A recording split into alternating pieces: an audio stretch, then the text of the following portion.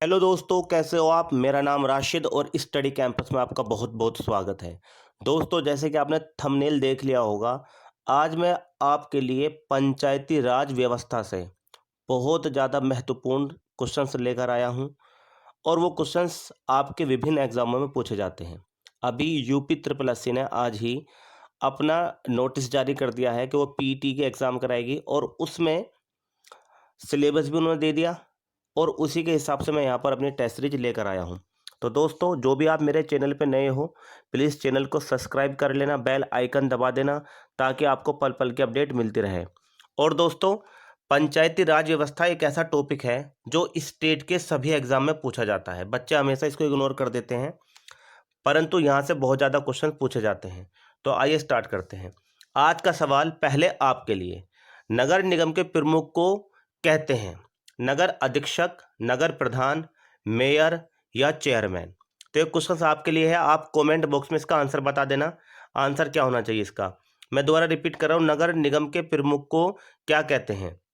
नगर अधीक्षक, नगर प्रधान, मेयर या चेयरमैन। ये क्वेश्चन आपके लिए है। मैं अपनी सीरीज स्टार्ट कर रहा हूँ।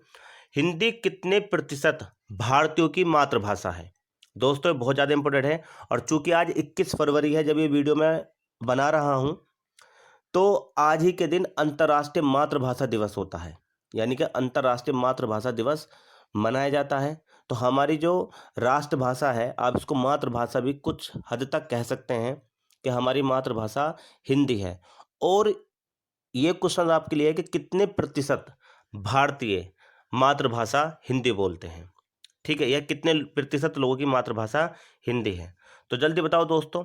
इसका सही आंसर है 40%। क्या है? 40%।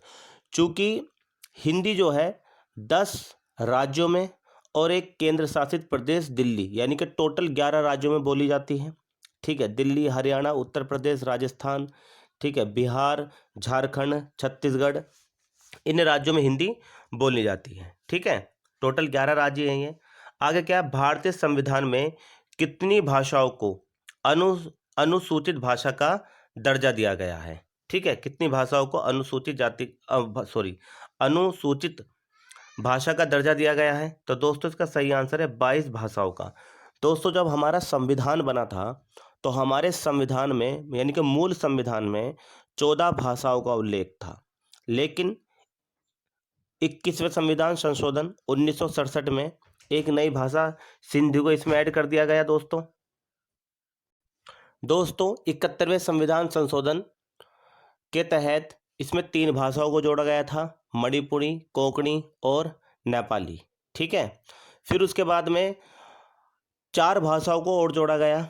ठीक है, वो 4 भाषाएं कौन सी थी? बोडो, ठीक है, डोगरी, संथाली। इन भाषाओं को इसमें जोड़ा गया। तो टोटल मिलाकर कितनी भाषा होगी दोस्तों? 22 भाषाएं होगी। ठीक है, नहीं, टोटल कितनी भाषाएं होगी? 22 भाषाओं का।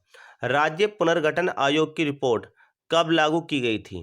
15 जनवरी सन 1960 को, 5 मई सन 1953 को, 10 दिसंबर सन 1958 को, या 1 नवंबर सन 1956 को।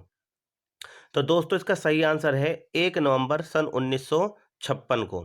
परंतु दोस्तों, सन 1953 को हमारा भाषा के आधार पर बनने वाला जो पहला राज्य था वो था आंध्र प्रदेश। कौन सा राज्य था दोस्तों? आंध्र प्रदेश। फिर 2014 में आंध्र प्रदेश से एक दूसरा और राज्य बना जिसका नाम है तेलंगाना, और जिसकी वर्तमान में राजधानी है हैदराबाद। ठीक है, वर्तमान में राजधानी क्या है? हैदराबाद।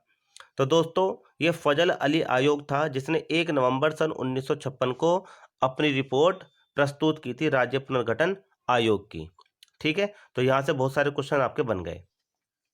आगे, जब केंद्र तथा राज्य सरकारों से शक्तियां लेकर स्थानीय सरकारों को दी जाती हैं, तो इसे क्या कहते हैं?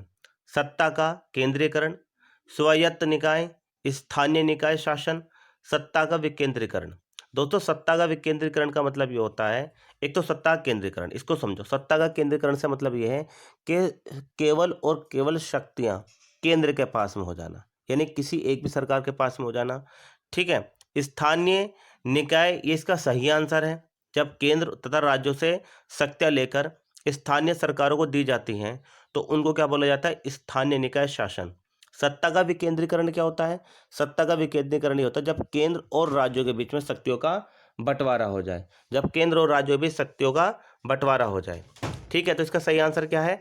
जब केंद्र और राज्य सरकारों से शक्तियां लेकर स्थानीय सरकारों को दी जाती हैं, तो ये इसे क्या कहते हैं? तो दोस्तों इसका सही आंसर है स्थानीय निकाय शासन। ठीक है, स्थानीय शासन करने वाली संस्थाएं जो शहरों में कार्य करती हैं उन्हें क्या कहते हैं? देखो, स्थानीय निकाय में ग्राम पंचायत भी आती है, क्षेत्र पंचायत भी आती है, जिला पंचायत भी आती है। तो यहाँ पर क्वेश्चन ये पूछा जा रहा है, स्थानीय शासन वाली संस्थाएं जो शहरों में कार्य करती हैं उन्हें क्या कहा जाता है? विधान परिषद, नगर पालिका और नगर निगम, ग्राम पंचायत और जिला परिषद। तो दोस्तों इसका सही आंसर है नगर पालिका और नगर निगम। जबकि ग्राम पंचायत क्या होती है? जो ग्राम का प्रधान होता है, ठीक है, जिसको आप ग्राम प्रधान बोलते हैं, ठीक है, ये गांवों में कार्य करती है, शहरों में नगर पालिका और नगर निगम कार्य करते हैं। भारत के किस राज्य को विशेष दर्जा प्राप्त था? ठीक है दोस्तों, ये था लेकिन अब नहीं है। जैसे जम्मू एंड कश्मीर, इसको विशेष दर्जा प्राप्त था, बिहार, उड़ीसा और कर्नाटक, लेकिन परंतु अब इसको विशेष दर्जा प्राप्त नहीं है। तो क्वेश्चन ये था, किसको था प्राप्त? जम्मू एंड कश्मीर को। भारत में विकेंद्रीकरण के पीछे बुनियादी सोच क्या है? मैंने अभी बताया था, विकेंद्रीकरण का मतलब होता है सत्ता का बंटवारा कर देना, यानी कि पावर का बंटवारा कर देना। जैसे आज हमारी भारत की जो अगर तुम देखोगे उसको फेडरलिज्म बोलते हैं, संघवाद बोलते हैं। इसमें होता क्या है, कुछ पावर केंद्र के पास रहती है, कुछ पावर राज्यों के पास में रहती है, और राज्य जो अपनी पावर होती है वो स्थानीय निकाय को दे देती है। जैसे आपका ग्राम पंचायत हो गया, जिला परिषद हो गया, जिला पंचायत हो गया, नगर निगम हो गया, ये भी सब कार्य करती हैं। तो सत्ता का विकेंद्रीकरण का मतलब ये होता है सत्ता का बंटवारा कर देना, पावर का बंटवारा कर देना। तो इसका सोच क्या है, बुनियादी सोच क्या है? शक्ति का संतुलन बना रहे, केंद्र सरकार निरंकुश ना हो सके, ठीक है, मतलब ये ना सोच सके सारी पावर मेरे पास ही है, अनेक मुद्दे और समस्याओं का निपटारा स्थानीय स्तर पर ही बढ़िया ढंग से हो सकता है। तो इसका सही आंसर है उपरोक्त सभी। यानी कि एक तो शक्ति का संतुलन बना रहे, केंद्र सरकार ज़्यादा पावरफुल ना हो, अनेक मुद्दे और समस्याओं का निपटारा जो होता है वो स्थानीय स्तर पर ही बढ़िया तरीके से हो सकता है। अब सब चीज़ देश के प्रधानमंत्री या राज्य मुख्यमंत्री थोड़ी ना रखेंगे। तो जो छोटे छोटे गांव हैं, उन गांवों का अगर विकास करना है, उनकी मुख्य समस्याओं का अगर सॉल्यूशन करना है, तो वो पावर राज्य सरकार से लेकर किसको दे दी जाती है? स्थानीय निकाय को दे दी जाती है। तो सही आंसर क्या है इसका? उपरोक्त सभी। भारत में वास्तविक विकेंद्रीकरण की दिशा में सबसे बड़ा कदम कब उठाया गया? तो दोस्तों आपको जैसे ही पता होगा कि हमारे पास संविधान में वर्तमान में 12 अनुसूचियां हैं। मूल संविधान में 8 थी, लेकिन प्रेजेंट में कितनी है? 12 अनुसूचियां। 12 अनुसूचियों में से 11 और 12 जो अनुसूची है वो बहुत ज़्यादा महत्वपूर्ण है। 11वीं अनुसूची 73वें संविधान संशोधन 1992 के तहत जोड़ी गई थी, ठीक है, और 12वीं अनुसूची 74वें संविधान संशोधन 1992 के तहत जोड़ी गई थी। 11वीं अनुसूची में क्षेत्रीय पंचायत है, ग्राम पंचायत जिसको आप बोलते हो, पंचायती हैं, और जो आपकी 12वीं अनुसूची हो उसमें आपकी नगर निगम या नगर पालिकाएं आती हैं। तो सत्ता के विकेंद्रीकरण की दिशा में सबसे पहला कौन सा कदम उठाया गया था? 1992 में, जब पंचायत को और नगर निगम को शक्तियाँ दे दी गई थी। आपकी नॉलेज के लिए एक चीज़ और बता रहा हूँ, जो हमारे पास पंचायतें होती हैं, पंचायतों को कार्य करने के लिए 29 विषय दिए गए हैं कि इन विषयों पर पंचायत कार्य करेंगी, और 18 विषय किनको दिए गए हैं? जो हमारी नगर निगम होती हैं, ठीक है, इनको दिए गए हैं। तो ये ध्यान रखना, 1992 में उठाया गया था। लोकतांत्रिक सिद्धांत को वास्तविक बनाने का सबसे अच्छा उपाय कौन सा है? ठीक है, लोकतांत्रिक सिद्धांत को, लोकतांत्रिक का मतलब आपको पता है जहाँ पर जनता का शासन हो, ठीक है नहीं, और जनता अपने जनप्रतिनिधि को चुनती है। जैसे देश के प्रधानमंत्री हो गए, मुख्यमंत्री हो गए, ये सब जो चुनती है जनता चुनती है, यानी कि ग्राम प्रधान से लेके और देश के प्रधानमंत्री तक जनता चुनती है, ठीक है नहीं। परंतु राष्ट्रपति का जो चुनाव होता है वो जनता नहीं चुनती, जनता के द्वारा चुने गए कुछ खास लोग ही चुनते हैं। तो स्थानीय सरकारों को ज़्यादा स्वायत्ता देकर, जनता को ज़्यादा अधिकार देकर, केंद्र सरकार पर अंकुश लगाकर, शक्ति का संतुलन बनाकर।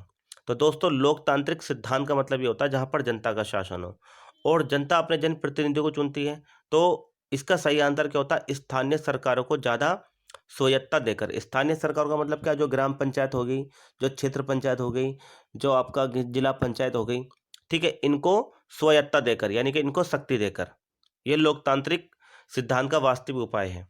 निम्नलिखित में से कौन सा विषय राज्य सूची में नहीं आता? अब देखो यहाँ पर 3 सूचियाँ हैं।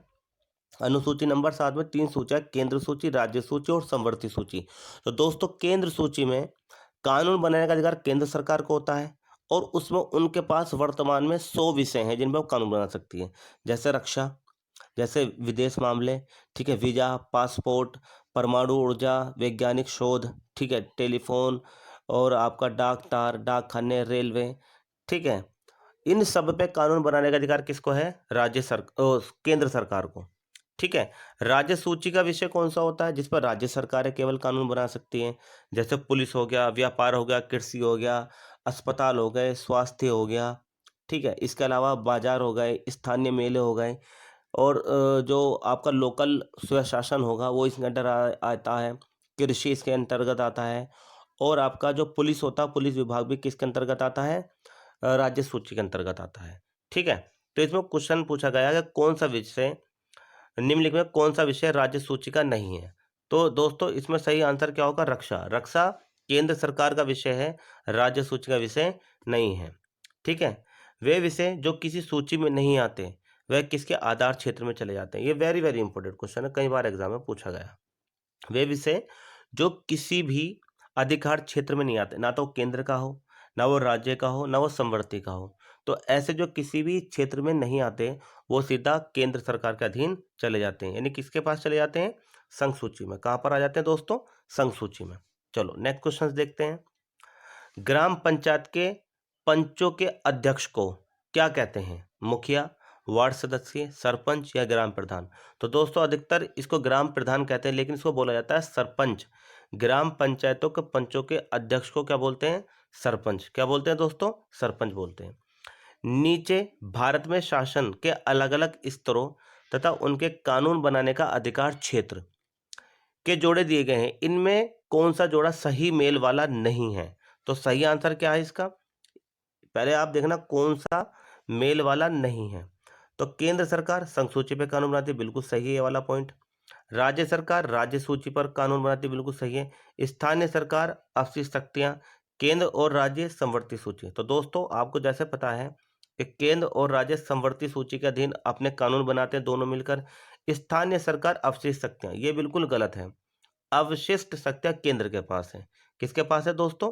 केंद्र के पास है, ठीक है। दोस्तों ये जो क्वेश्चंस मैंने आपको बताए हैं ये अपनी कॉपी में नोट कर लेना, बहुत ज़्यादा महत्वपूर्ण है और बार बार एग्जाम में पूछे जाते हैं। दोस्तों अगर आपको वीडियो अच्छा लगा हो तो प्लीज़ शेयर कर देना और चैनल को सब्सक्राइब जरूर कर लेना। थैंक यू दोस्तों।